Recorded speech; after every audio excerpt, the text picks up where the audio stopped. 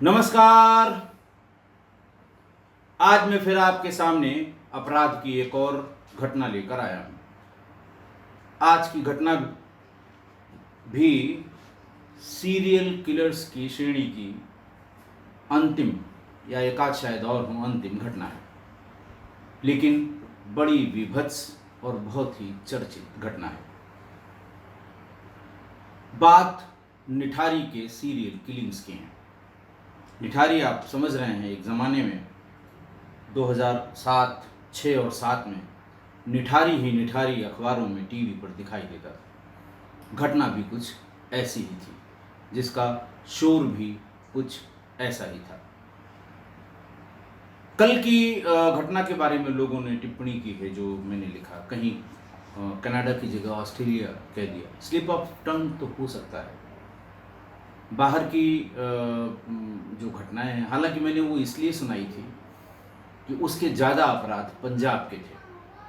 NRI किस तरह से ल्योर करके और अपराध कर रहे हैं, इस बारे में मैं आपको बताना चाह रहा था। दूसरा, किसी ने आपत्ति की कि पहली, दूसरी, तीसरी, चौथी पत्नी की का जो सीक्वेंस था वो सही नहीं था, या गलत था, या सही नहीं बताया आपने। तो कहीं कहीं मैंने फिर से एक बार दोबारा सुना, तो कहीं कहीं पहली को दूसरी या दूसरी को तीसरी मैंने बताया। इसके अलावा और कोई बात नहीं थी। अब आज की सीरियल किलिंग निठारी के बारे में। बात 2003 की है, जब नोएडा सेक्टर 31 में, सेक्टर 31 में, जहां ये निठारी गांव है। पहले ये समझ लें कि 2003 में नोएडा का डेवलपमेंट शुरू हुआ था या तेजी पर था, पीक पर नहीं था। जगह जगह बड़ी बड़ी इमारतें, सड़कें, मॉल, ये सब बन रहे थे। दिल्ली की सीमा के पास, यानी जब डीएनडी फ्लाईओवर आप क्रॉस करके बाईं तरफ नीचे नोएडा के लिए निकलेंगे, तो थोड़ी दूर तक आपको कंस्ट्रक्शन तो पक्का वाला दिखाई देगा उस समय 2003 में। उसके बाद कई किलोमीटर तक अंडर कंस्ट्रक्शन बिल्डिंग्स दिखाई देती थी, और इन सब के मजदूर, ज़्यादातर मजदूर, अपनी अलग अलग कॉलोनी बना के जहाँ कंस्ट्रक्शन होते हैं उससे थोड़ा दूर रहा करते थे। निठारी गांव भी ऐसे ही एक जो अप्रवासी या प्रवासी मजदूर हैं, जो बाहर से आके मजदूरी या अपने जीविकोपार्जन के लिए यहाँ आए हैं, वो अस्थायी निवास बनाकर छोटी छोटी कच्ची दीवारों से झोपड़ी लगाकर बहुत बड़ी संख्या में निठारी में रहते थे। 2003 में अचानक वहां पर छोटी छोटी बच्चियों के गायब होने की सूचना मिलने लगी। जिनकी बच्ची गायब होती थी वो चौकी पर, थाने पर, निठारी चौकी थी और सेक्टर 20 उनका थाना था। कोशिश करते थे, लेकिन कहीं भी उनकी गुमशुदगी नहीं लिखी जाती थी। बहुत ज़्यादा जोर दबाव या किसी का मालिक जिनके यहाँ वो काम करते हैं उसने कहीं इंटरफेयर किया, हो सकता है गुमशुदगी लिख ली गई हो, लेकिन पुलिस अपनी जगह से टस से मस नहीं होती थी। 8 फरवरी 2005 को 14 साल की एक लड़की रिम्पा हल्दर गायब हो गई। रिम्पा हल्दर के पिता, माँ बाप ने चौकी निठारी में और सेक्टर 20 में बार बार जाकर कोशिश की कि उनकी गुमशुदगी लिख ली जाए।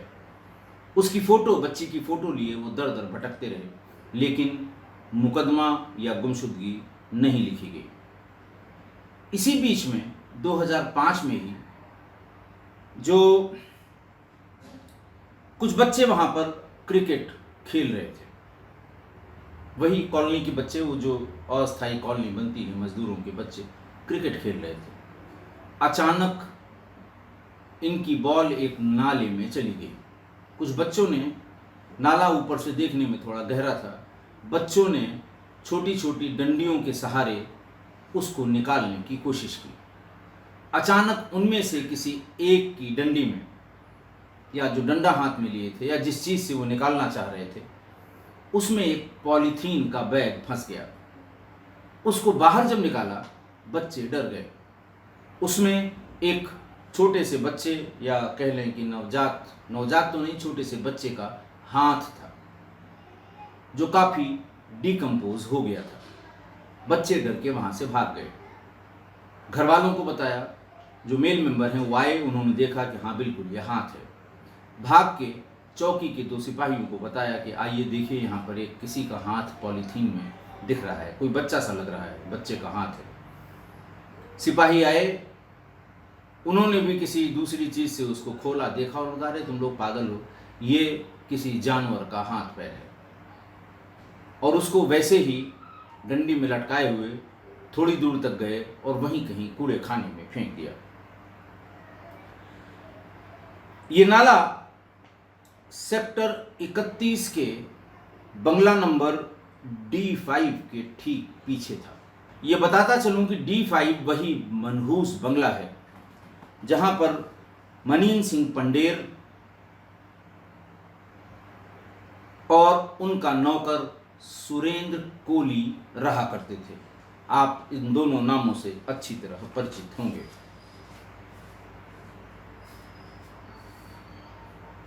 इसके बाद दाहे बगाहे हर महीने 2 महीने पर कोई न कोई बच्ची गायब हो रही थी। लोग परेशान थे, लोगों की समझ में नहीं आ रहा था। कारण उसका बाद में जब जांच हुई कि भाई इतनी बड़ी संख्या में गुमशुदगी लड़कियां गायब हो रही थी, लिखा क्यों नहीं गया, तो जो ऑफिशियल कारण उसका बताया गया वो ये कि साहब 20 फरवरी 2005 से 22 मई 2005 तक पुलिस चौकी पर कोई भी उपनिरीक्षक नहीं था, तैनात ही नहीं था, यानी चौकी इंचार्ज वहाँ पर नहीं था, इसलिए वो एप्लीकेशन लेते नहीं थे। वहाँ से उसको सेक्टर 20 जो थोड़ा दूर पड़ता है वहाँ भेज देते थे, वहाँ से फिर चौकी पे भेजा जाया करता था। इसलिए किसी भी मामले में उस समय की गुमशुदगी नहीं लिखी गई। पहली गुमशुदगी लिखी गई झब्बू लाल की बेटी ज्योति की। ज्योति की उम्र करीब 8 साल थी। वो भी लिखी गई जब जिनके यहाँ वो काम करते थे, जिस बिल्डर के यहाँ, वो बिल्डर उसको लेकर एसएसपी नोएडा के पास गया, वहाँ से एक आदेश कराया, तो वो एफआईआर लिख ली गई। इसी बीच वहाँ 16 सितंबर 2006 को एक महिला उप निरीक्षक यानी महिला दरोगा सिमरजीत कौर की तैनाती कर दी गई। अगस्त 2006 में उनकी तैनाती के पहले नंदलाल बाप का नाम, सुनीता देवी उसकी मां का नाम, उसकी 27 साल की बेटी पायल गायब हो गई। नंदलाल और सुनीता दोनों चौकी थानों का चक्कर लगा लगा कर हार गए, लेकिन कहीं पर उनकी सुनवाई नहीं हुई। चूंकि पायल के पास एक मोबाइल था, ये नोएडा जाकर इन्होंने मोबाइल कंपनियों के ऑफिस में भी संपर्क किया, उनसे रिक्वेस्ट की कि हमारी बेटी के मोबाइल की लोकेशन निकलवा दीजिए। सब जगह से उन्हें मायूसी इसलिए मिली कि वहाँ उनको ये जवाब दिया गया, एफआईआर की कॉपी ले आओ। नंदलाल और सुनीता ने थक हार कर सीजीएम के यहाँ बच्ची की गुमशुदगी पर कोई कार्रवाई न होने के कारण एफआईआर कराने के लिए रिक्वेस्ट की और सीजीएम ने 6 अक्टूबर 2006 को एफआईआर दर्ज करने के आदेश किए। नंदलाल सुनीता इस बात के लिए बार बार कहती रही कि साहब हम 1983 में कानपुर से आए थे, तब से हम यहीं हैं, तब से हम यहीं के बाशिंदे हैं और हमारी सुनवाई नहीं हो रही। उन्होंने अपने बयान में जगह जगह बताया कि साहब मैं 83 से, जब उस समय वहां पर जंगल के सिवा यहाँ कुछ नहीं था, 2-4 कच्चे मकान जो लेबर थे, साथ के लेबर थे, उन्होंने बना रखे थे, झोपड़ी वाले। धीरे धीरे ये मजदूरों की संख्या बढ़ती गई और ये निठारी गांव बहुत बड़ा गांव हो गया, लेकिन था वो सिर्फ मजदूरों का। धीरे धीरे प्लॉटिंग होती गई और कोई भी मल्टी स्टोरी बिल्डिंग नहीं थी। अब आज की तारीख में वहाँ पर आपको झोपड़ी रखने की भी जगह नहीं मिलेगी। इसी बीच जिन और पेरेंट्स के बच्चे गायब हुए थे, उनको नंदलाल और सुनीता ने इकट्ठा किया और दरखास्त लिखवाई पीएमओ को, उस समय के मुख्यमंत्री श्री मुलायम सिंह यादव को, स्थानीय विधायक को और स्थानीय सांसद को भी, कि साहब इस तरह से इतनी इतनी बच्चियां गायब हो गई हैं, जिसमें पायल का भी जिक्र था। लेकिन पुलिस कोई कार्रवाई नहीं करती। बड़ी मुश्किल से एक मुकदमा कोर्ट के आदेश से लिखा गया है। इसी बीच में अगस्त 2006 को पिंकी सरकार नाम की एक महिला, एक लड़की जिसकी उम्र 20 वर्ष थी, वो भी गायब हो गई।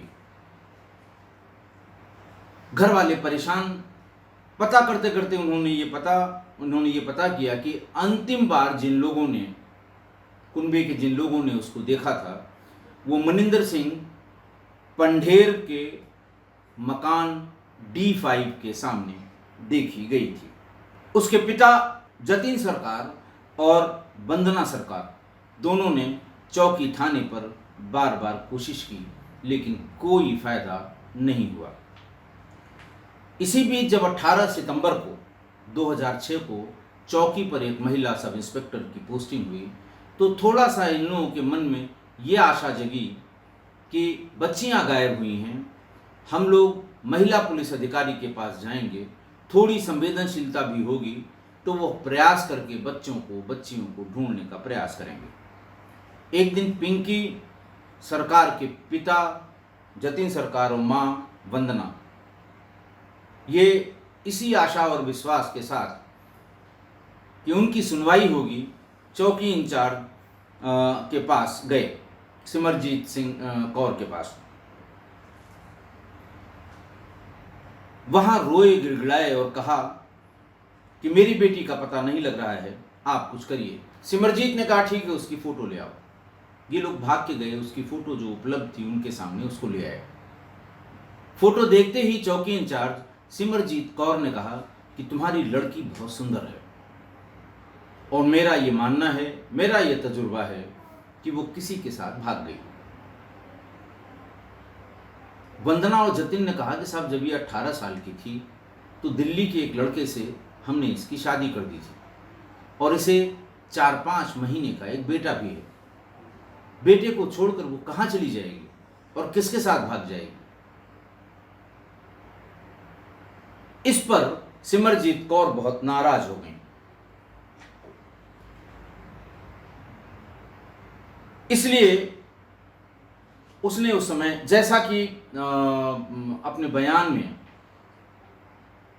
वंदना सरकार और उनके पति जतिन सरकार ने लिखवाया है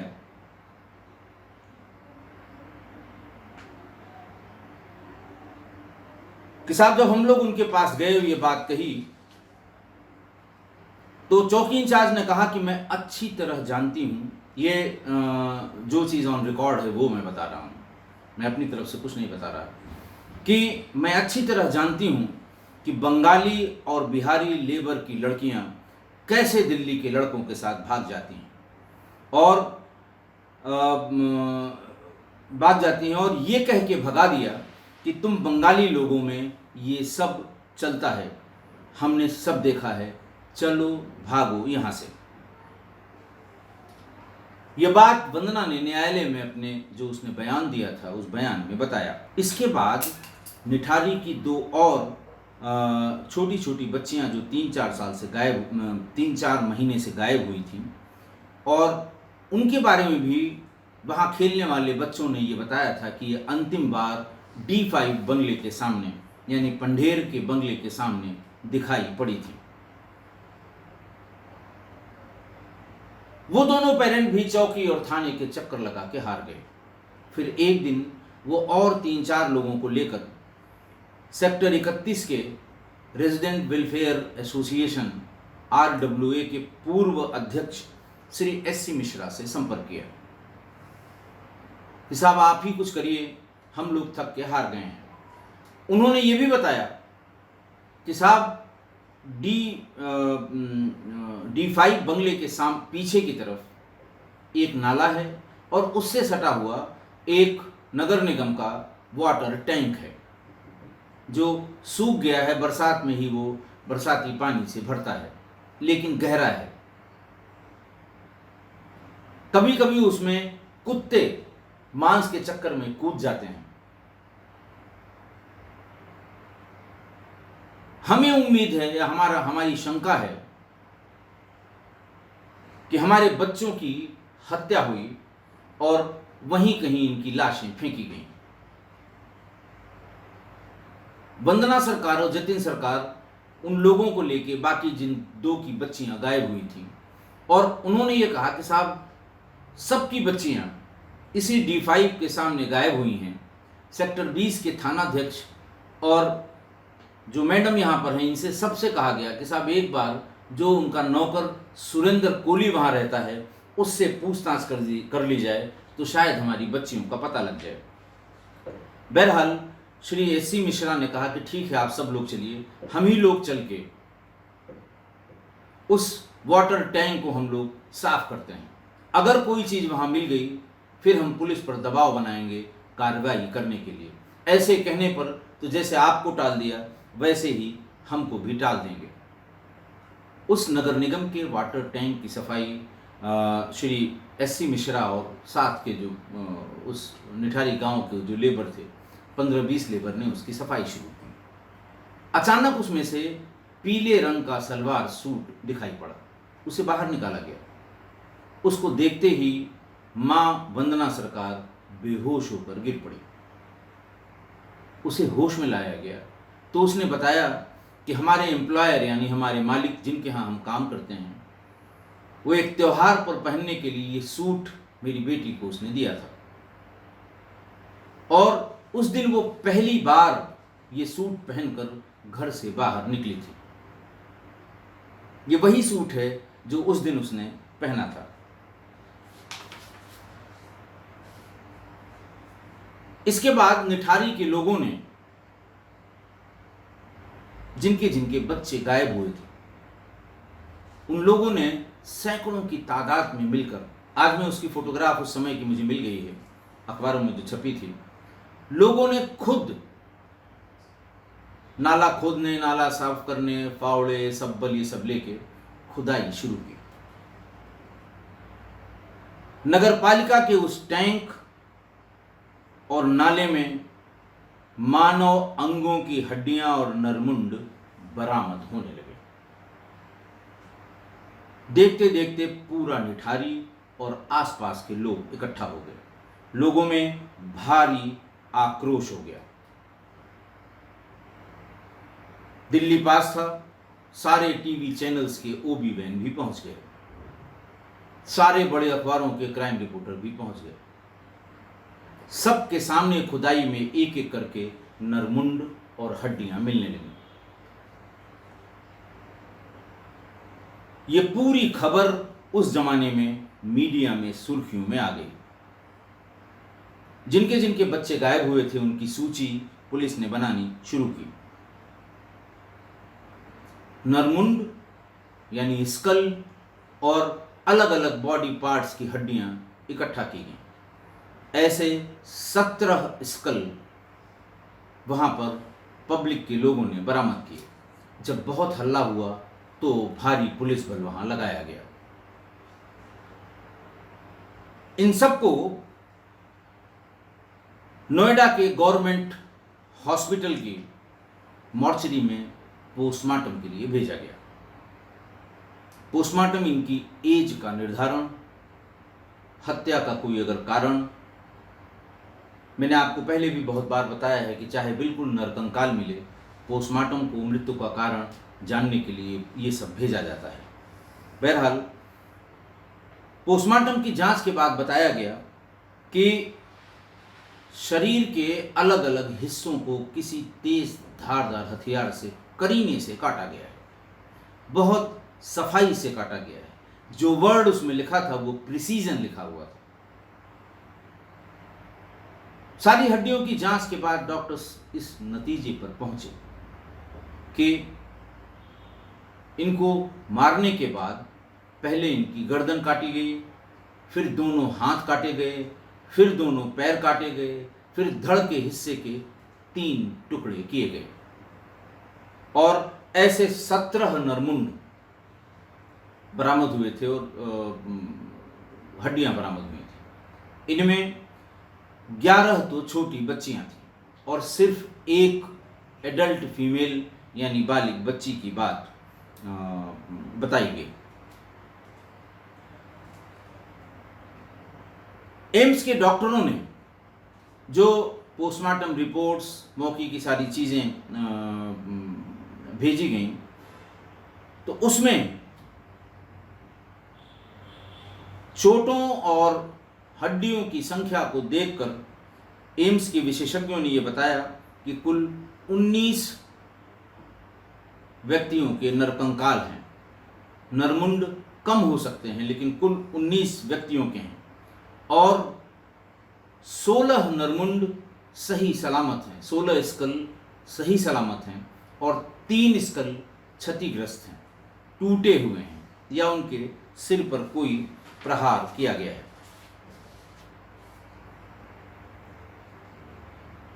सारी चीजें अखबारों में, टीवी पर आती रही। बहुत भयंकर सनसनी फैल गई। देश भर में इस घटना को लेके गुस्से में लोग उबलने लगे।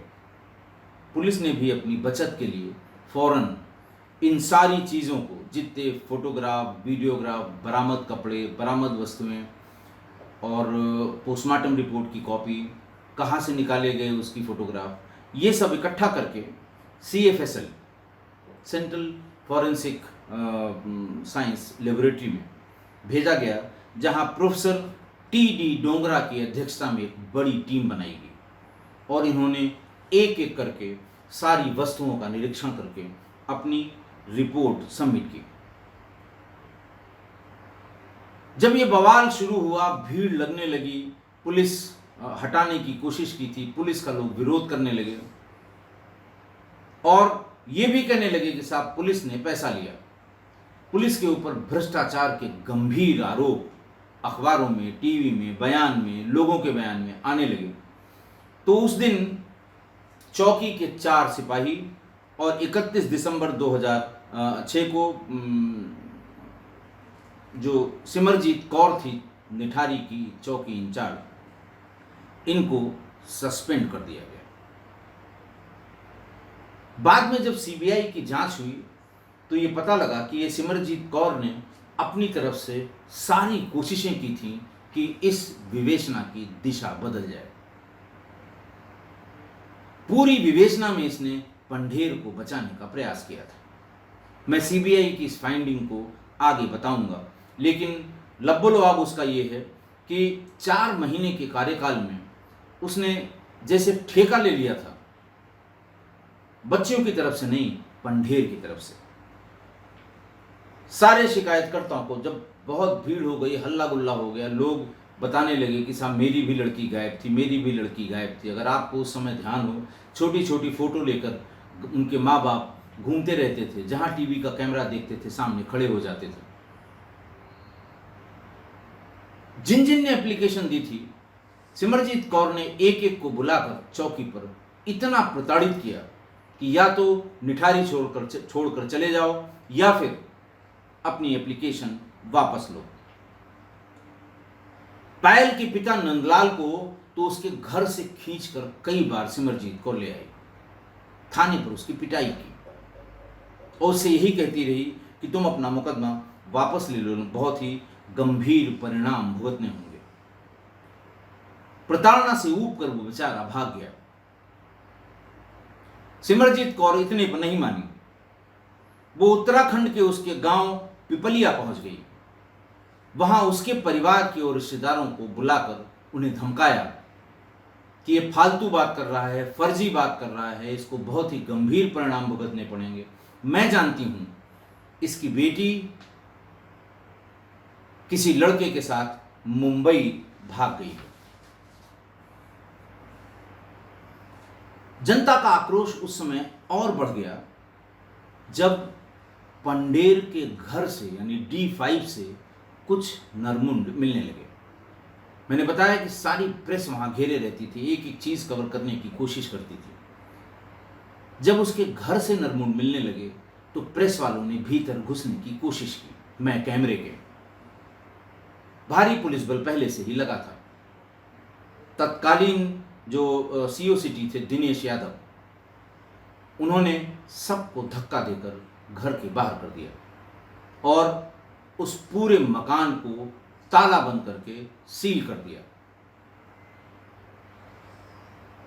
पब्लिक चिल्ला चिल्ला के कह रही थी साहब किसी एक को जाने दीजिए, फोटोग्राफ या वीडियोग्राफ निकलेंगी तो हमें भी सुकून होगा कि हमारे बच्चियों के कपड़े तो नहीं हैं वहां पर। लेकिन दिनेश यादव नहीं माने, सील करके वहां से फोर्स वहां पर लगा दिया। उसके बाद जब प्रेस वालों ने उनको घेरा कि भाई आप क्या चीज छिपा रहे हैं, यही बताइए कि जो 17 नरमुंड मिले हैं ये किसके किसके हैं या कितने लोगों की गुमशुदगी पुलिस के पास है। पहला तो दिनेश ने कहा कि पहली बात आप ये समझिए कि इसमें किसी तरह की कोई आपराधिक बात नहीं है, ये अपने बच्चियों की उम्र गलत बता रहे हैं। इनकी सारी लड़कियां एडल्ट थीं और ये सब अपने अपने प्रेमियों के साथ भाग गईं। जब उनसे ये पूछा गया कि भाई ये 17 या 19 नरमुंड मिलने के बाद पूरा गांव बता रहा है, आखिर ये किसकी हैं? उन्होंने कहा देखिए अभी किसी की पहचान नहीं हो पाई है। जितनी हड्डियों के टुकड़े और स्केल मिले हैं, हो सकता है यहां पुराना कब्रिस्तान रहा हो। जब तक इनके डीएनए का परीक्षण और जो गुमशुदा बच्चे हैं उनके माँ बाप के डीएनए की मैपिंग नहीं होती है, बिल्कुल नहीं कहा जा सकता कि कौन इनमें से कोई इन गायब बच्चियों का नरमुंड है भी कि नहीं है। इससे जनता का आक्रोश और बढ़ गया। आप लोगों को ध्यान होगा उसी समय ये बयान जब छपे, इतनी भीड़ हुई, पुलिस पर पथराव हुआ, बैरिकेड लगाए गए थे वो तोड़े गए। पब्लिक ने D5 यानी पंढेर के घर में घुसने की कोशिश की और रीइंफोर्समेंट कराया गया। बड़ी संख्या में पुलिस बल पूरे नोएडा और पास के जिले गाजियाबाद से मंगाए गए। जब बहुत ज्यादा प्रेशर पड़ने लगा, अखबारों में निठारी के सिवा कुछ और आता नहीं था, टीवी पर निठारी के सिवा कुछ दिखाया नहीं जाता था। तो नोएडा पुलिस ने 5 जनवरी 2006 को पंडेर और सुरेंद्र कोली को नार्को टेस्ट के लिए गांधीनगर ले जाया गया। कोर्ट से नार्को टेस्ट की परमिशन ली गई कि साहब हम इनका नार्को टेस्ट कराना चाहते हैं। और फिर एक पब्लिक बयान पुलिस ने जारी किया कि साहब आप किसी के बयान पर मत जाइए, हम इसका नार्को टेस्ट कराने गांधीनगर ले जा रहे हैं, ब्रेन मैपिंग भी कराएंगे। उसके बाद जो फैक्ट्स निकल के आएंगे उसमें चाहे जो दोषी हो हम उसके खिलाफ कार्रवाई करेंगे। इसी बीच अखबारों में एक और गंभीर आरोप लगाया गया। आरोप ये कि ये पूरा मामला मानव तस्करी, मानव अंगों की तस्करी का है, खासकर किडनी का रैकेट है। अलग अलग मानव अंग अलग अलग अस्पतालों में या अलग अलग डॉक्टरों को ऊंचे पैसे में बेचने के लिए ये सब काम किया गया है। पुलिस के ऊपर यह भी आरोप था कि पंढेर के घर के पास रहने वाले डॉक्टर नवीन चौधरी, जिन पर पहले भी किडनी का रैकेट चलाने का आरोप लगा था और जिनको पुलिस कई दिन तक थानों पर बिठा के पूछताछ करती रही थी, पुलिस नवीन चौधरी को बचाने का प्रयास कर रही है। ये पूरा रैकेट ही मानव अंगों की तस्करी का था। पुलिस के पास कोई चारा नहीं था, मजबूरी में डॉक्टर नवीन चौधरी को थाने पर पूछताछ के लिए बुलाया गया। उनके घर, अस्पताल, उनकी मेडिसिन की शॉप, सब जगह तलाशी ली गई, लेकिन मानव तस्करी या मानव अंगों की तस्करी के कोई सबूत नहीं मिले। जब निठारी के आसपास गांव के लोग भी टूट पड़ने लगे, भीड़ कंट्रोल के बाहर होने लगी, तो 11 जनवरी 2007 को 10 जनवरी 2007 को स्टेट गवर्नमेंट ने, उत्तर प्रदेश सरकार ने केंद्र सरकार से या गृह मंत्रालय से इसकी विवेचना सीबीआई से कराने का अनुरोध किया। पब्लिक भी यही चाहती थी। पब्लिक के तमाम आरोप पुलिस पे थे कि साहब पुलिस पंढेर को बचा रही है, पुलिस ने पैसा ले लिया, फलाने ले लिया, ढिकाने ने ले लिया, इस तरह की बातें। क्या सही था क्या गलत था ये मैं नहीं कह सकता। कुछ चीज़ें जो सीबीआई ने एस्टेब्लिश की वो मैं आगे बताऊंगा, लेकिन राज्य सरकार को मजबूरी में ये पूरी विवेचना सीबीआई को सौंपनी पड़ी। 11 जनवरी 2007 को सीबीआई की टीम निठारी पहुंच गई। वहां पहुंचकर उन लोगों ने सबसे पहले, चूंकि गिरफ्तार हो चुके थे पंडेर और सुरेंद्र कोली, इनसे बातचीत शुरू की। चूंकि इनका 14 दिन का समय रिमांड का खत्म हो रहा था, सीबीआई ने फौरन जो फैक्ट्स पहले से इकट्ठा किए गए थे उस पर अपनी पहली चार्जशीट दाखिल कर दी। पुलिस ने जांच शुरू की कि आखिर इतना बवाल हुआ क्यों। ये तो पता लग ही जाएगा, लेकिन इतना बवाल क्यों हुआ। पता ये लगा कि जब सिमरजीत कौर चौकी इंचार्ज बन के आई, उसके पहले से ही वो पंडेर के संपर्क में थी, क्योंकि उस समय हाथ का मिलना, बच्चों की गुमशुदगी के लिए पेरेंट्स का परेशान होना, ये सब शुरू हो गया था। विवेचना में सीबीआई ने स्थापित किया कि पंडेर के कहने पर सिमरजीत ने ही सुरेंद्र कोली को बचाने के लिए फर्जी लोगों की गवाही ली, जिसको केस डायरी में दर्ज किया। सारे गवाहों के मुंह से या उनके बयान में यह दिखाया गया कि जब 5 मई 2006 को जब घटनाओं का खुलासा होना शुरू हुआ, उससे पहले सुरेंद्र कोली चंडीगढ़ में था। सीबीआई ने अपनी जांच में यह भी खुलासा किया कि पंडेर ने बतौर रिश्वत 1 लाख रुपए सिमरजीत कौर को दिए थे, और उसका जो 2IC था, उसका जो सेकंड इन कमांड था, उसका जूनियर था वीपी सिंह, उसको पंडेर ने 70,000 रुपए दिए, इसलिए कि वो किसी भी ऐसे गवाह को जो अपने को चश्मदीद गवाह या जो उसके बारे में कहता हो उसको दूर रखे। सीबीआई ने आगे भी इसके आगे भी स्थापित किया कि चौकी इंचार्ज ने अपनी तरफ से कोशिश करके सभी पीड़ितों को एक एक करके धमकाया और उनसे पैरवी न करने और अपनी शिकायत या मुकदमा वापस लेने का दबाव बनाया। अगली बात और इस्टेब्लिश की सीबीआई ने कि पंडेर के खिलाफ जो एफआईआर हुई, उस एफआईआर को क्वैश कराने के लिए इलाहाबाद जाकर, जो इसको प्रयागराज कहते हैं, वहां वकील करने और उसकी पैरवी करने के लिए आने जाने के खर्चे और वहां रुकने के खर्चे सहित सारा पैसा सिमरजीत कौर को पंडेर ने दिया था। जैसे ही ये बातें आई, सस्पेंड तो पहले ही कर दिया गया था, जैसे ही ये बातें आई, पुलिस के प्रति लोगों में गुस्सा और बढ़ता गया। इसी बीच में तहलका वालों ने एक स्टिंग ऑपरेशन किया, और स्टिंग ऑपरेशन करके, जिसका बाद में सीबीआई ने संज्ञान भी लिया, स्टिंग ऑपरेशन करके ये बताया कि उस समय के जो एसएसपी RKS राठौर थे और उस समय के CO सिटी जो दिनेश यादव थे, इनको पता था कि पंडेर भागने वाला है, लेकिन इन लोगों ने उसको रोकने की कोशिश नहीं की, न उसको रोकने का प्रयास किया। इनडायरेक्टली सीबीआई ने ये कहने की कोशिश की कि इन्हीं लोगों ने उसको भगा दिया। ऐसी स्टिंग ऑपरेशन की रिपोर्ट आने के तुरंत बाद सरकार ने तत्कालीन एसएसपी RKS राठौर को स्थानांतरित कर दिया। RKS राठौर साहब बहुत अच्छी रेपुटेशन के अधिकारी हैं, बहुत अच्छी जगह रहे हैं। उनकी रेपुटेशन के बारे में कोई भी उत्तर प्रदेश पुलिस में पूछ सकता है। बहुत फॉरवर्ड, सीधी लाइन पर चलने वाले, किसी की सिफारिश न मानने वाले, क्राइम में अच्छी पकड़ रखने वाले अधिकारी माने जाते हैं। पता नहीं क्या हुआ ऐसा कि सीबीआई को और तहलका के उस स्टिंग ऑपरेशन में ये इन्फ्लुएंस निकल कर आया। उनको स्थानांतरित किया गया और दिनेश यादव को तत्काल प्रभाव से सरकार ने निलंबित कर दिया। 31 दिसंबर 2006 को ही मैंने बताया कि सिमरजीत कौर को भी सस्पेंड कर दिया गया था। हालांकि दिनेश यादव को 4-5 महीने बाद फिर से रिइंस्टेट करके दूसरी जगह ट्रांसफ़र करके उनसे राज्य सरकार ने काम लेना शुरू कर दिया था। अब जब पब्लिक और मीडिया का बहुत दबाव बना तो 13 जनवरी 11 को उनको टीम मिली थी, पहली जांच मिली थी।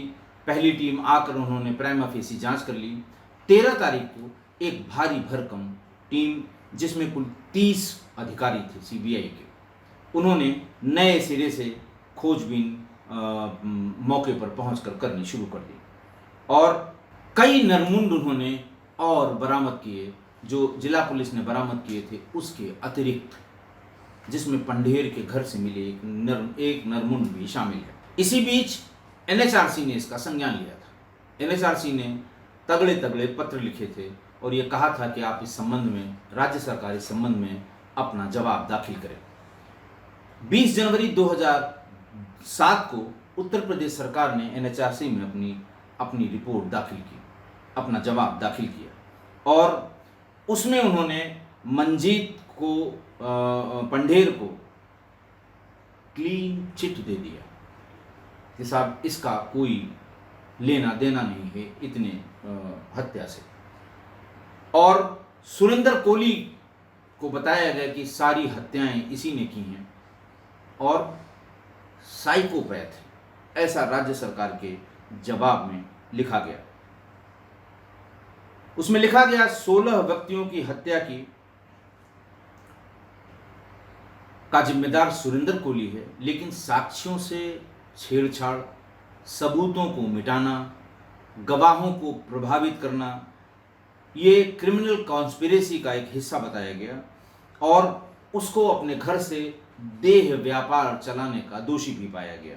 सिर्फ इतनी बात बताई उस हलफनामे में। बाद में यही बात कमोबेश सीबीआई ने भी कही और सीबीआई ने एक कदम आगे जाके पायल को, जो गायब हुई थी, उसको सेक्स वर्कर बता दिया। सीबीआई की रिपोर्ट की बात मैं कर रहा हूं, मैं एक भी शब्द इसमें ऑन रिकॉर्ड जितनी चीजें हैं सिर्फ वही बताऊंगा। सेक्स वर्कर बताया और ये कहा कि पायल के घर वालों और रिश्तेदारों सबको पता था कि ये सेक्स वर्कर हो गई है और जब जब पंढेर यहाँ होता था ये उसके घर आती जाती थी, खुद नहीं कई और लड़कियों को आती ले जाती थी और ये कॉन्स्पिरेसी का, बिगर कॉन्स्पिरेसी का एक पार्ट थी। ये कह के, हालांकि सीबीआई ने जहां ये जिक्र किया कि ये सेक्स वर्कर थी, ऐसा करती थी, वैसा करती थी, पंढेर के यहाँ लड़कियां ले जाती थी, लेकिन सीबीआई किस कारण से ये बता रही है इसका कोई जिक्र नहीं है। यानी इन हत्याओं में उसका क्या लेना देना है ये सीबीआई ने नहीं बताया। 25 जनवरी 2007 को, देखिए मैं सीक्वेंस से बता रहा हूं, 11 को सीबीआई ने लिया इन्वेस्टिगेशन, 13 को बड़ी टीम आई, कुछ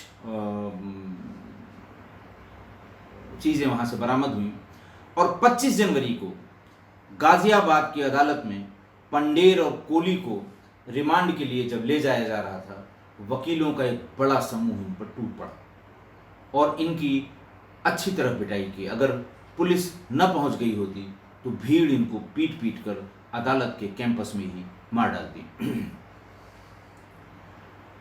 27 जनवरी 2007 को सीबीआई और बाकी एजेंसियों ने यह भी बताया कि निठारी कांड का मानव अंगों की तस्करी से कोई लेना देना नहीं है।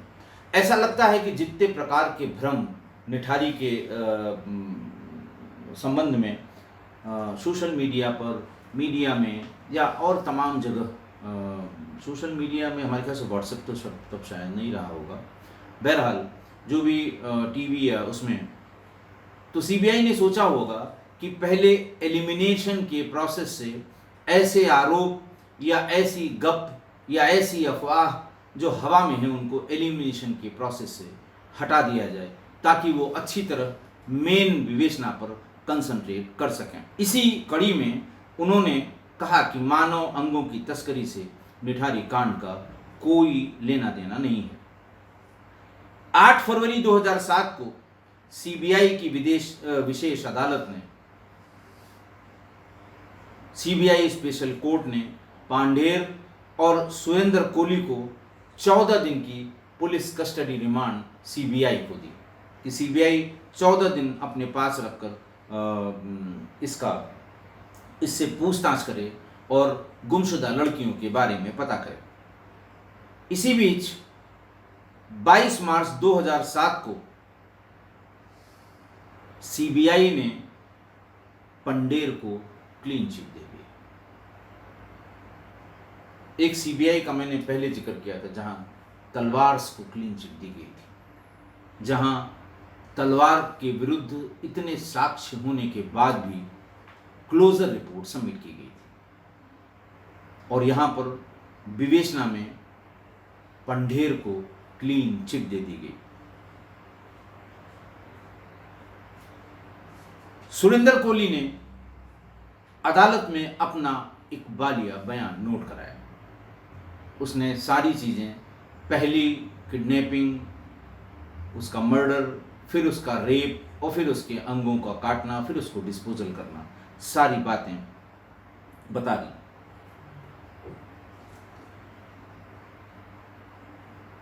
तो उस अपने चार्जशीट में पंढेर को तो क्लीन चिट दे दी सीबीआई ने, और सीबीआई ने सुरेंद्र कोहली को मानव मांस खाने का आदी, 20 वर्ष के पायल की बलात्कार और हत्या का दोषी पाया गया। मानव मांस खाने का पहला ऑफिशियल स्टेटमेंट ये सीबीआई ने दिया था। सीबीआई के तब के ज्वाइंट डायरेक्टर श्री अरुण कुमार साहब ने इस बारे में बहुत ही डिटेल जानकारी दी। उन्होंने बताया कि कोहली की कॉन्फेशन के हिसाब से जब उसने पहली लड़की का मर्डर किया था, तो उसने उसके स्तन को काटकर पानी में उबालकर सब्जी की तरह उसके टुकड़े करके मसाला डालकर उसे पूरा का पूरा खाया था। दूसरी महिला के जो दूसरा मर्डर किया था, उसके हाथ का फ्लैश हड्डी से अलग करके उसे भी छोटे छोटे टुकड़ों में काट के सब्जी बना के उसको खाया था। तीसरी महिला के लीवर को उसने बाहर निकाल लिया, उसको कच्चा खाने की कोशिश की।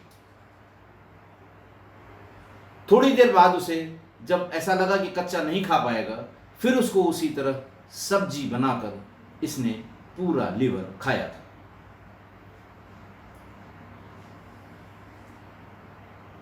लेकिन यह भी साथ में जोड़ा गया, जब पंढेर के बारे में पूछा गया कि साहब काटा गया, सब्जी बनाई गई, खाया गया, पंढेर कहाँ था? श्री अरुण कुमार ने यह जवाब दिया कि पंढेर उस समय देश के बाहर था, वो घर पे था ही नहीं। अप्रैल 10, 2007 को सीबीआई ने दूसरी चार्जशीट दाखिल की थी। पहली मैंने आपको बता दिया था 11 जनवरी को ही कर दी थी, क्योंकि रिमांड का टाइम ख़त्म हो रहा था, ज़्यादा समय लगाते वो बाहर आ सकते थे, इसीलिए तुरंत पहली चार्जशीट जो पहले की विवेचना हुई थी उसी के आधार पर दाखिल करके दूसरी चार्जशीट उन्होंने सबमिट की थी। मैंने आपको बताया 11 जनवरी 2007 को पहली हुई थी और 10 अप्रैल 2007 को दूसरी चार्जशीट दाखिल की गई थी। उसमें उन्होंने दूसरी चार्जशीट में फिर पंढेर को सीबीआई ने क्लीन चिट दे दी और कोहली को 20 वर्ष की पिंकी सरकार के अपहरण, बलात्कार और उसकी हत्या का दोषी पाया गया। बाद की सब्सीक्वेंट चार्जशीट्स में जब बार बार सीबीआई पंढेर को क्लीन चिट दे रही थी, तब सीबीआई के विशेष अदालत के जज ने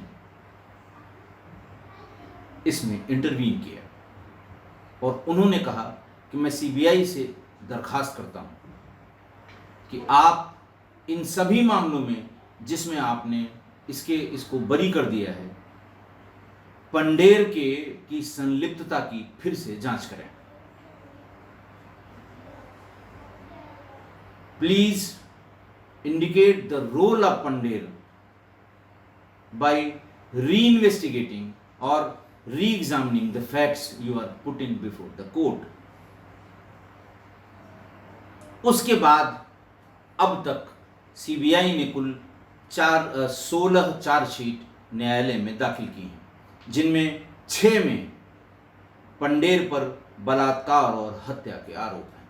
अब आप सोच सकते हैं कि कोर्ट को इंटरवीन करना पड़ा उसके बाद की चार्जशीट्स में, पहले की चार्जशीट में बिल्कुल साफ भरी, पंडेर से कोई मतलब ही नहीं था, साहब सज्जन आदमी है वो। बाद की सारी चार्जशीट में, यानी 16 में से 6 में पंडेर को बलात्कार और हत्या का आरोप उन पर तय किया गया।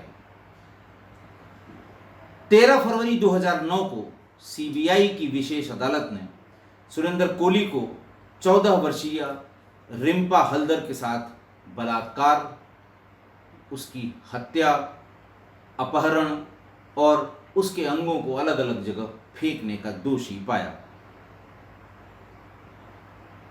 और उसे फांसी की सजा सुना दी। ये उसकी पहली फांसी की सजा है।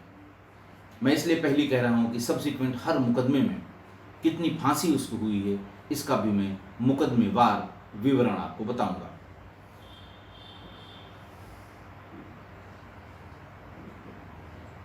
सितंबर 2009 में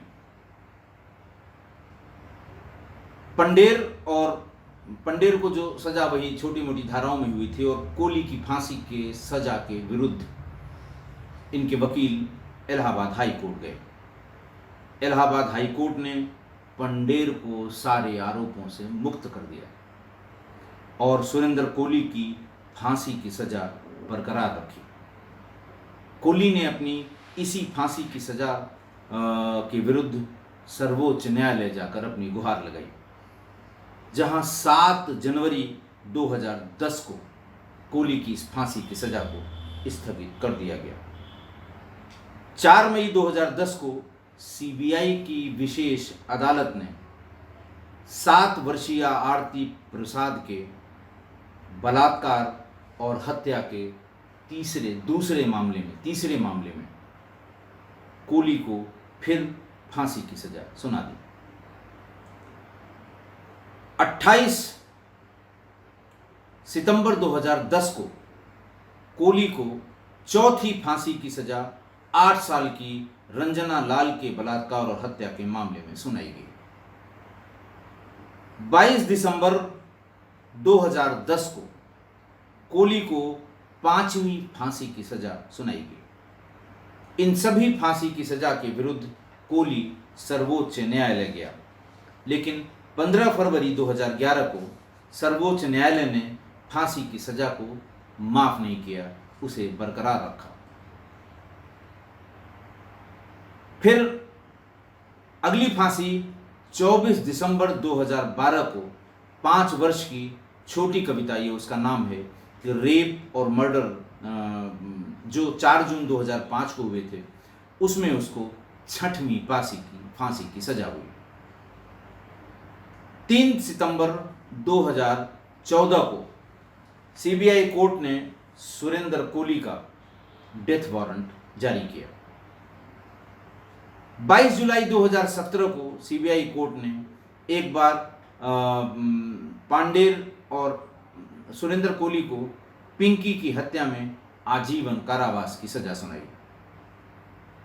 24 जुलाई 2017 को पंडेर और कोली की सीरियल रेप और मर्डर के आरोप में फिर फांसी की सजा सुनाई गई। गिनना मुश्किल है कि कितने हत्याओं में इसको फांसी की सजा हुई थी और हर बार पंडेर कहीं न कहीं से बच निकलता था। फिर इसका बहुत हल्ला हुआ और इतना हल्ला हुआ कि बस आप पूछिए नहीं, हम लोग इसके गवाह हैं। इस सीरियल किलिंग के परिप्रेक्ष्य में केंद्र सरकार ने एक हाई लेवल इंक्वायरी कमेटी बनाई, जो टर्म्स ऑफ रेफरेंसेस हैं कि कैसे शुरू हुआ, किसकी लापरवाही थी, किसने गलती की, कैसे इसको रोका जा सकता था, कैसे पुलिस इस निर्णय तक या उस पर पहुंची कि इन्हीं लोगों ने हत्या की है, कैसे पुलिस पंडेर और कोली के पास तक पहुंची, कोर्ट में इसकी पैरवी किस तरह की जा रही है।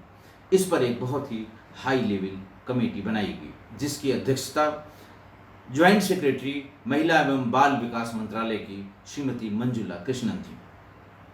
पहले तो इन्होंने ऐसी 8 बच्चियों को 12-12 लाख रुपए के कंपेंसेशन देने की घोषणा की। फिर जो फैक्ट्स हैं उनसे गवाहों से बयान लेकर के इन 17 हत्याएं कुल हुई, जिनमें से एक ही बालिग थी, 11 बच्चियां थीं जिनकी उम्र 10 साल से कम थी। जैसे जैसे अपराध की ये परतें खुलती जाने लगीं, उत्तर प्रदेश सरकार ने पुलिस अधीक्षक स्तर के 2 अधिकारियों को निलंबित कर दिया और 6 पुलिसकर्मियों को सेवा से बर्खास्त कर दिया। मंजुला कृष्णन की कमेटी ने उत्तर प्रदेश पुलिस के ग्रॉस नेग्लिजेंस की बात कही। 2 पॉइंट्स पर gross negligence on the part of UP police committee ने भी पाया।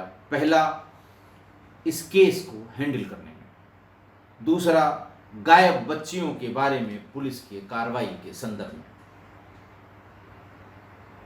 हमारे ख्याल से आज